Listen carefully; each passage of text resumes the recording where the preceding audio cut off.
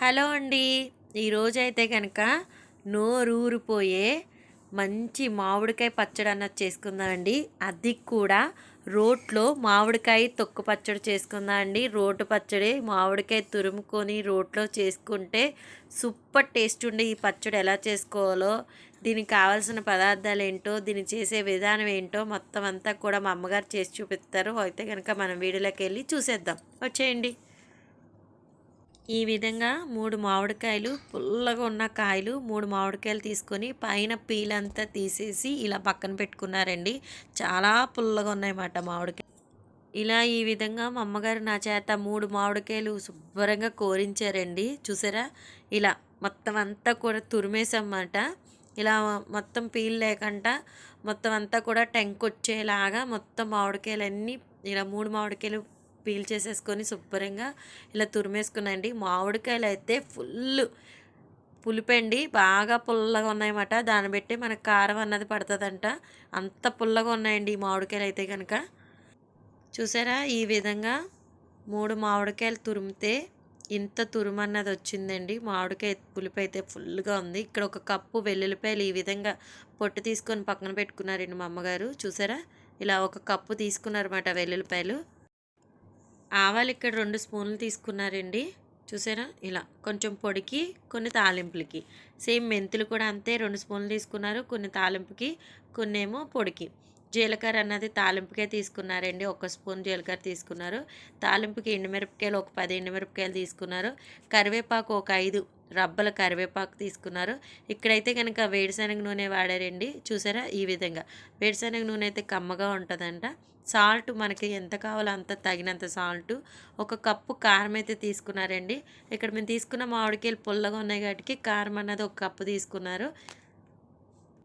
ఇంగువ మనం తాలింపు పెట్టుకున్న తర్వాత ఇంగు వేసుకుంటే కూడా బాగుంటుందంట, రుచిగా ఉంటుందంట అండి. ఇంగు డబ్బా కూడా తీసుకుని ఇప్పుడైతే స్టవ్ వెలిగించుకొని స్టవ్ మీద ఒక మూకుడు పెట్టుకొని ఆ మూకుట్లో 1 స్పూన్ ఆవాలు అన్నది వేసారండి.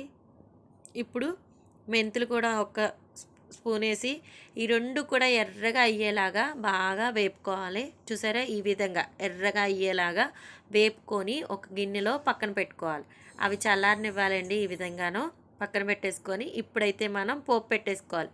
ముందు పోపు ఎందుకు పెట్టుకోవాలంటే మనం తీసుకున్న ఆయిల్ చల్లగా అయిపోవాలండి. పోపు చల్లగా అయిపోతే పచ్చడి అన్నది త్వరగా పాడవకుండా బాగుంటుందంట. అందుకని ఇక్కడైతే ఒక 1/2 కేజీ ఆయిల్ అన్నది తీసుకున్నారండి మా అమ్మగారు. 1/2 కేజీ ఆయిల్లో కొన్ని ఎల్లుల్లిపాయలు, ఒక గుప్పుడు వెల్లుల్లిపాయల్ని కచ్చాపిచ్చగా అంటే మరీ మెత్తగా కాకుండా కొద్దిగా పేలిపోకుండా ఉండేలాగా ఫ్రై చేసేసుకున్నారు. తర్వాత జీలకర్ర, ఆవాలు, కొన్ని మెంతులు, కరివేపాకు, ఎండుమిరపకాయలు ఇవన్నీ కూడా వేసుకొని క్రిస్పీగా అయ్యేలాగా ఇక్కడ చూపించినట్టుగా ఈ విధంగా ఫ్రై చేసుకోవాలి. స్టవ్ కట్టేసుకొని కొద్దిగా ఇంగు వేసుకొని స్టవ్ కట్టుకొని చల్లారబెట్టుకోవాలి. ఇప్పుడైతే కనుక మనం రోట్లోని ఇలా చూసారు కదా, ఆవాలు అండ్ మెంతులు వేసుకొని బాగా పొడి చేసుకోవాలండి. బాగా మెత్తగా అయ్యేలాగా పొడి చేసేసుకోవాలి. మిక్సీలో కన్నా కూడా మన రోట్లో చేసుకుంటే బాగుంటుందండి. అందుకని చెప్పేసి ఇవి కూడా మేము రోట్లోనే కుమ్మేసేయండి. చక్కగా ఇలా మెత్తగా పొడి చేసేసుకున్నాం. వెల్లుల్లిపాయలు ఇక్కడ చూసారా? గుప్పుడు వెల్లుల్లిపాయలు తీసుకున్నారా? ఆ వెల్లుల్లిపాయలని ఇక్కడ కచ్చాపిచ్చాగా దంచేసారన్నమాట. వెల్లుల్లిపాయలు కొద్దిగా చిన్న చిన్న మొక్కలు ఉండేలాగా దంచారన్నమాట. ఎందుకంటే వెల్లుల్లిపాయలు కారంలోని పులుపులో కలిస్తే వెల్లుల్లిపాయ ఊరుతుంది కదండి, చాలా టేస్టీగా ఉంటుంది. అందుకని ఇక్కడ కచ్చాపిచ్చాగా వెల్లుల్లిపాయ అన్నది కుమ్మేసుకున్నారు. చూసారా? ఇక్కడైతే కనుక ఒక కప్పు కారం తీసుకున్నారు కదండి, అది పచ్చి కారం అండి, కూరకారం కాదు, పచ్చికారం తీసుకున్నారు. ఒక 4 స్పూన్లు సాల్ట్ అన్నది తీసుకొని ఆ సాల్ట్ కూడా వేసేసి మొత్తం అంతా కూడా కలిసేలాగా ఈ విధంగా కలిపేసుకోవాలి. చూడండి, ఇలా మొత్తం వెల్లుల్లిపాయలు, కారం ఈ విధంగా మొత్తం అంతా కూడా కలిపేసుకోవాలి. ఇక్కడ మెంతిపొడి కూడా వేసామండి. ఆ క్లిప్ అయితే మిస్ అయిపోయింది.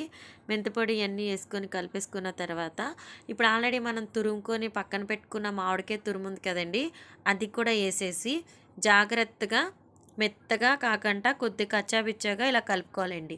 చెయ్యి అయితే అసలు పెట్టకూడదండి, ఇది కొత్త కారం కదండి. అందుకని చెప్పేసి చెయ్యి పెట్టకుండా గరిటతోటే కలుపుకోండి. చెయ్యి పెడితే కనుక చెయ్యి విపరీతంగా మండిపోతుందండి. ఎందుకంటే ఇది కూర కారం కాదండి, పచ్చికారం. పచ్చికారం వేసుకుంటే పచ్చడి అన్నది నిలవ ఉంటుంది. కాబట్టి ఇక్కడ మా అమ్మగారు పచ్చికారం అన్నది వేసారు. కాబట్టి చెయ్యి పెట్టకుండా జాగ్రత్తగా గరిటతోటే కలుపుకోవాలి.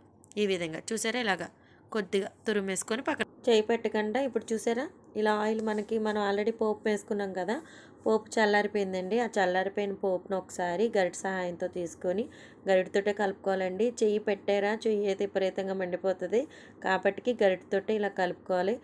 పచ్చడి అయితే మనకి ఇక్కడ రెడీ అయిపోయిందండి. రోటి తొక్కు పచ్చడి అయితే సూపర్ ఉందండి, చాలా టేస్టీగా ఉంది. ఫైనల్గా మళ్ళీ ఒక్కసారి కలిపేశారు. సూపర్ టేస్ట్ అయితే ఉందండి. చూడండి కలర్ఫుల్గా ఉండే పచ్చడి మనకి రెడీ అయిపోయింది. ఎంత రెడ్గా ఉందో చూసారా, చాలా కారంగా ఉంది. ఈరోజే కదండి అందుకని ఫుల్ కారం ఉంది. రేపొద్దుడికి కొంచెం తగ్గుద్దంట పులుపు పట్టి. కారంగా తినేవాళ్ళు అయితే కనుక సూపర్ లైక్ చేస్తారు. అయిపోయిన తర్వాత లాస్ట్లో ఇలా మా అమ్మగారు అయితే కనుక రైస్ కలిపారండి. ఇందులోనే అంతగా అన్నం వేసి వేడివేడి అన్నంలోని కొంచెం ఆవకాయ పచ్చళ్ళు కలుపుకుంటే సూపర్ టేస్ట్ ఉంటుంది కదండి. మా పిల్లలు అయితే నాకు నాకు నాకు అని అడుగుతున్నారు. నాకు పెట్టు ముందు, నాకు పెట్టు ముందు, నాకు పెట్టు అంటున్నారు. ఇక్కడైతే ఖుషు అయితే కనుక చూడండి రోల్ కాడ ఎలా నుంచున్నాడో, నాకు ఇవ్వమ్మమ్మ, నాకు ఇవ్వమ్మమ్మ, నాకు ఇవ్వని ఫస్ట్ ముద్దయితే ఖుషుకి పెట్టారు, తర్వాత నానికి, తర్వాత నాకు. పచ్చడి అయితే సూపర్ టేస్ట్ ఉందండి. ఒకసారి మీరు కూడా ట్రై చేసి మీకు ఎలా కుదిరింది అన్నది కామెంట్ చేయండి. బాయ్.